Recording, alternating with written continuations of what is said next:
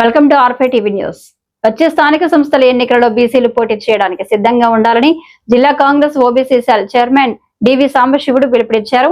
మంగళవారం జిల్లా కాంగ్రెస్ పార్టీ కార్యాలయంలో జరిగిన ఓబీసీ నియోజకవర్గాల చైర్మన్ల సమావేశంలో సాంబశివుడు మాట్లాడుతూ కర్నూలు జిల్లాలో బీసీలు ఎక్కువగా ఉన్నారని, బీసీలలో ఎందరో నిరుపేదలు ఉన్నారని, బీసీలకు కేంద్ర రాష్ట్ర ప్రభుత్వాలు అన్యాయం చేస్తున్నాయని, ఎన్నికలలో ఆ పార్టీలు బీసీలను కరివేపాకులా వాడుకొని వదిలిస్తున్నారని, ఏపీలో 140కి పైగా బీసీ కులాలు ఉన్నాయని, కనుక బీసీలు తప్పక వచ్చే ఎన్నికల్లో పోటీ చేసి గెలవాలని, బీసీలందరూ ఏకమై కాంగ్రెస్ పార్టీ అభ్యర్థులను గెలిపించుకుందామని, రాహుల్ గాంధీని ప్రధాని చేయడమే మన ధ్యేయమని సాంబశివుడు తెలియజేశారు.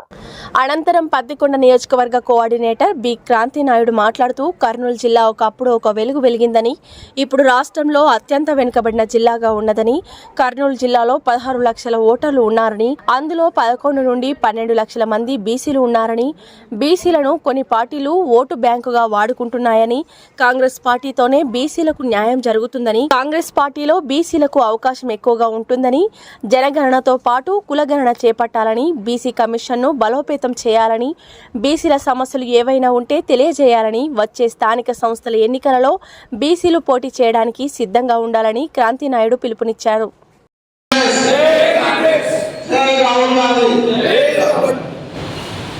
ఈరోజు ముఖ్య ఉద్దేశం ఓబీసీ చైర్మన్లకి సన్మానం. ఎందుకంటే ఈ భారతదేశంలో 80% హిందూ భారతదేశం ఇది. బీసీలు ఎక్కువ మన ఆంధ్ర రాష్ట్రంలో బీసీలు ఉన్నారు. ఈరోజు మన కర్నూలు జిల్లా చూసుకుంటే 7 నియోజకవర్గాలు ఉన్నాయి, 26 మండలాలు ఉన్నాయి, 800కు పైన గ్రామాలు ఉన్నాయి. కానీ ఆదూరులో బీసీలు ఉన్నారు, మంత్రాలయంలో ఉన్నారు, కోడుమూరులో ఉన్నారు. మళ్ళీ వచ్చేసి ఈరోజు ఈ మీటింగ్ జరగడం కారణం బీసీలు బలపడాలి, బీసీలు ఎనగబడ్డ వర్గం అని చెప్పి ఓబీసీ చైర్మన్కి చెప్తున్నాము. ఎందరో పేదవాళ్ళు ఉన్నారు. ఆ పేదవాళ్ళంతా వెనకబడిన వర్గాలని మన రాహుల్ గాంధీ గారు కులగణన తీసుకొచ్చాడు. ఇక్కడ జగన్ పార్టీని, మన తెలుగుదేశం పార్టీని, ఈ పార్టీలు బీసీలకు చాలా అన్యాయం చేస్తున్నావు. బీసీలకు అందాల్సినటువంటి అందకూడదు. ఈరోజు రాహుల్ గాంధీ గారు కులగణన తీసుకొచ్చి బీసీలకి అభివృద్ధి బాటలో నడిపిస్తున్నారు. మనందరం బీసీల ఐక్యమై రేపు 2029లో కాంగ్రెస్ పార్టీని గెలిపించుకోవాలని కోరుతున్నాము. మనము ఎన్నాలని దాసం చేద్దాము, చెప్పు పోసేది మనకనేది పౌరుషం లేదా? ఓట్లేసేది మనమే, కొట్లాడేది మనమే, ఏమి గెలిపించేది మనమే, జెండా పట్టుకొని తిరిగేది మనమే. లాస్ట్ మన పరిస్థితి ఉంది. వాళ్ళు గెలిచినాక బయట గేట్ బయట మనం ఉన్నాం. మనం ఎన్నా చూసినా మనం గేట్ బయట వాళ్ళకి దాసాలు చేసుకుంటే ఉన్నావా? బీసీల మనకి రోషం లేదా? బీసీలో ఎంతమంది 60% బీసీలు పెట్టుకొని 143 కులాలు పెట్టుకొని మనం ఏం చేస్తున్నాం చెప్పు?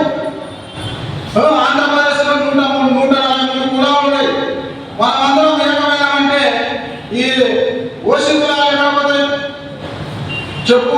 5% ఉన్న వాళ్ళే వాళ్ళు మన రాష్ట్రాన్ని, మన దేశాన్ని సాధిస్తుంటే మనము భారతదేశంలో 20%, ఆంధ్రప్రదేశ్లో 60% ఏం చేస్తున్నాం? మనం ఎంతసేపు ఉన్నా మనం ఆర్థికంగా ఎదగాలని కాదు మనం ఆలోచించాల్సింది. ఎలక్షన్ల ముందు 5 రోజులే వాళ్ళు గేమ్ ఆడేది. 5 రోజులకు మనం డబ్బు మీద ఆశపడి వాళ్ళు ఓట్లు వేసి వాళ్ళని గెలిపిస్తున్నాం. అదే ఎలక్షన్లో కొత్త వాడిని గెలిపించి మనం వాళ్ళకి బుద్ధి చెప్పాలి. కానీ ఏ చూసినా గెలిచిన వాడిని గెలిపిస్తున్నాం. ఏం చేస్తున్నాం వాళ్ళు మనకు చెప్పు? ఇప్పుడు మనకు పత్తికొండ నియోజకవర్గము, ఆలూరు నియోజకవర్గంలో గుండ్రాము చంద్రబాబు నాయుడు శంకుస్థాపన చేసినాం. ఏం చేసినట్టు చెప్పు? మన వల్ల ఆందోళన వాళ్ళు, మంత్రాలయం వాళ్ళు, పత్తికొండ వాళ్ళు ఊరు నుంచి వెళ్ళిపోతున్నారు వలసలు. ఆ డ్యాము తయారైతే మనకు ఎక్కడ వాళ్ళకి అవసరం ఉన్నది కదా. ఒకసారి బీసీ సోదరులను ఆలోచించండి. ఎస్సీ వాళ్ళు కానీ, ఎస్టీ వాళ్ళు కానీ, మైనార్టీ కానీ వీళ్ళందరం ఐక్యంగా కలిసి మన కాంగ్రెస్ పార్టీని గెలిపిస్తుంటే రాబోయే రోజుల్లో మనందరం బాగుపడతామని నేను మనసారా కోరుకుంటున్నాము. ఆ రోజు శివాజీ చక్రవర్తి దేశానికి వెలుగులా తయారైన ఎందుకైనా ఇది బీసీ దేశము, ఇది హిందూ దేశము అని మనం ఎందుకు రాష్ట్రం ఎలా చేసి చెప్పండి. మనం చేయడమే, మన తాతలు చేయడమే, మన పిల్లలు చేయడమే. ఒకప్పుడు చదువు రాలేదు, మనకి చదువు రాలేదని చెప్పి మా బట్టి మా తాత మా నాయన సేవలు చేశాము. ఇప్పుడు కూడా సేవలు చేయాలి. ఒకసారి ఆలోచించండి మీరు. ఇది శాశ్వతంగా పథకాలు చదువు ఓటకు మనం బీరు సీసాలకి మందులకి తిరిగినగా మనం డబ్బు వచ్చింది. ఒక 5 ఏళ్ళు పంపుతామంటే 5 రోజులకు పంపుతామంటే 5 ఏళ్ళ వరకు మనం కాస చేయాల్సిందే. దయచేసి మీరు ఈ మాట గుర్తుపెట్టుకొని మీ ఏరియాలో మీకు ఈరోజు నియామక పత్రాలు ఇస్తున్నాం. మీకు ఎందుకు ఇస్తున్నాము? పోరాడాల కాంగ్రెస్ గెలిపియాల రాహుల్ గాంధీ కూడా ఎందుకు చేశాడు? వెనకబడిన బీసీలని బలపరచాలా, వాళ్ళకు వెనకబడిన వాళ్ళకి చదువులో కానీ, విద్యలో కానీ, వైద్యంలో కానీ, పథకాల్లో కానీ ప్రతి విషయంలో అందాలా. ఆ పథకాలలో ఎవరు తింటున్నారు చెప్పు, మీరు ఆలోచించండి. దయచేసి సోదరులారా, ఇంకా నియామక పత్రాలు తీసుకొని ఇంట్లో ఉండేది కావచ్చు, పోయి పోరాడాలా.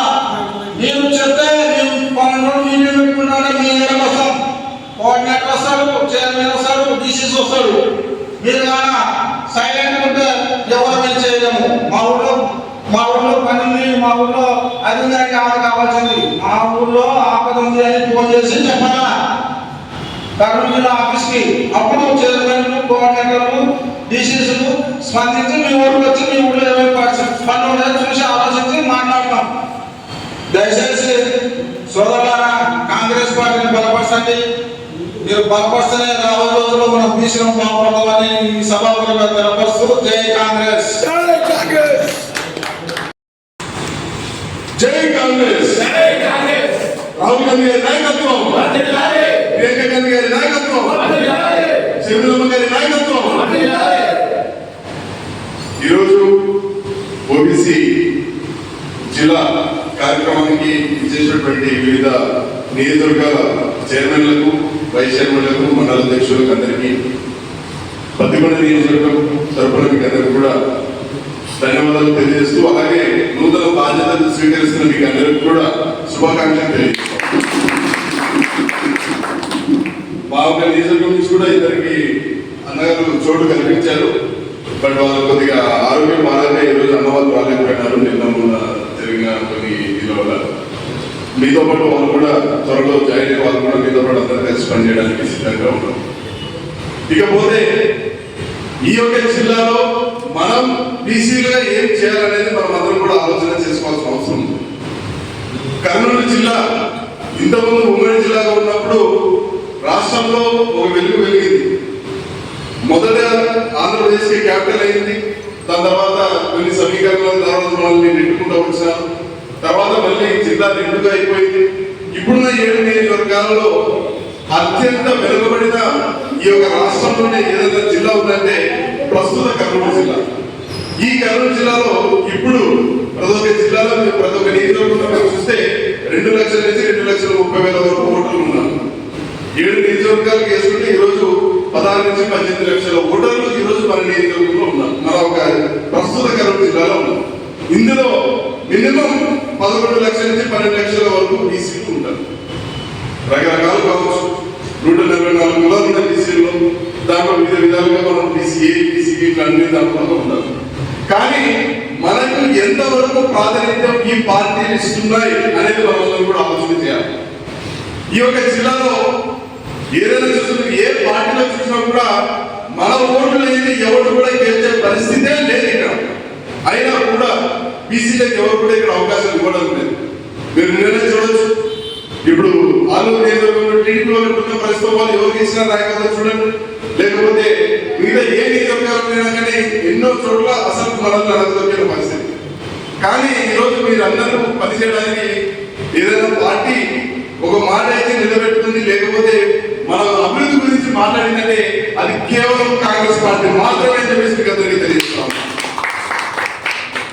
ఇందులో మనకందరం కూడా పని చేయడానికి అన్ని విధాలుగా ఇక్కడ అవకాశం ఉంది. మనం ఈరోజు నాయకులుగా ఎదగడానికి కూడా అవకాశం ఉంది. ఇప్పుడు ప్రస్తుతానికి బీసీ కాన్సెప్ట్ ప్రతి చోట ఉన్నారు. కులగణనలోనే జనగణన చేయాలనేది కూడా మన ప్రతిపాదన. దానికి రాహుల్ గాంధీ గారు కూడా సుముఖంగా చేయడం మీరు అందరూ చూశారు. ఇవన్నీ ఇప్పుడు ఆల్రెడీ మన తెలంగాణలో చేసి మొత్తం దేశంలోనే ఇదే జరగాలని రేపు 2026 జనవరి నుంచి కులగణన జరుగుతూ ఉంది. ఈ కులగణనలో జనగణన కూడా చేయాలని చెప్పేసి మనం పట్టుబట్టాం. దీన్ని మనం బీసీలుగా మనం కూడా ముందుకు తీసుకుపోతున్న అవసరం ఎంతైనా ఉందని మీకు అందరికీ తెలియజేస్తా ఉన్నాం. కంపల్సరీగా కులగణన జరగాల. మనకి ఎలా అయితే ఇప్పుడు ఎస్సీ ఎస్టీ కమిషన్స్ ఉన్నాయో అలాగే బీసీ కమిషన్ కూడా ఉంది. ఆ బీసీ కమిషన్ ఇంకా ప్రతిపాదనగా ఎక్కువ దాన్ని బలోపేతం చేసి మనకు 52% మినిమం రిజర్వేషన్లు కల్పించాలని చెప్పేసి ప్రభుత్వానికి ఈ రోజు మీటింగ్ ద్వారా తెలియజేస్తా ఉన్నాం.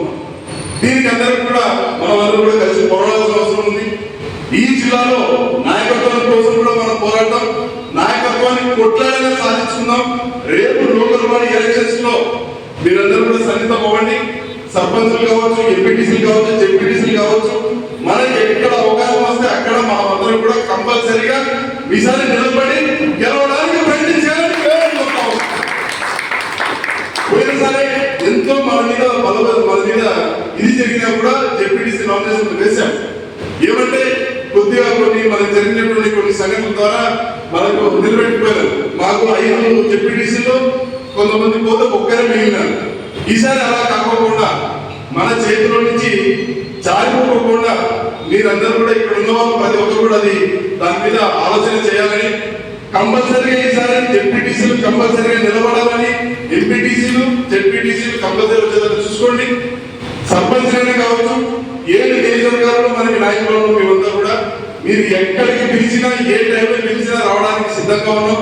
మీకు లీగల్ హెల్ప్ కావచ్చు, లేకపోతే ఏ సహాయమైనా కానీ నేను ఒక హైకోర్టు అడ్వకేట్ని, ఎట్టి పరిస్థితులు ఏ పోలీస్ స్టేషన్ లో మీకు ఏ సమస్య వచ్చినా నేను వస్తా.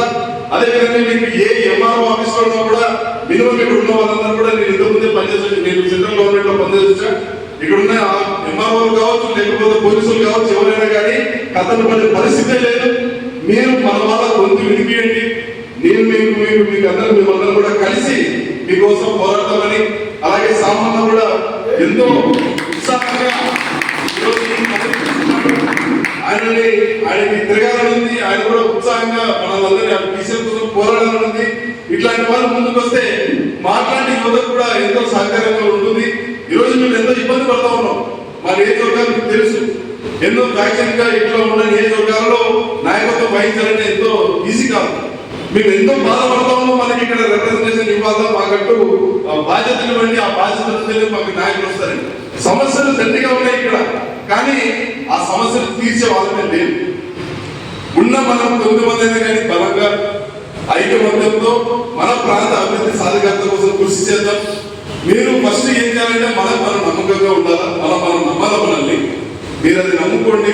మీకు మేము కంపల్సరిగా ఉన్న కొంతమంది అయినా కానీ ఇక్కడ ఉన్న వాళ్ళందరూ కూడా కరుడు కట్టిన కాంగ్రెస్ వాదనం తప్పకుండా అనుకున్న లక్ష్యాలు సాధిస్తామని మీకు తెలియజేస్తూ, రానున్న ఎలక్షన్ల దృష్టి పెట్టుకొని ఇప్పటి నుంచి మీరు మీ యొక్క పనిని కానీ మీ యొక్క కృషిని కానీ కొనసాగించండి.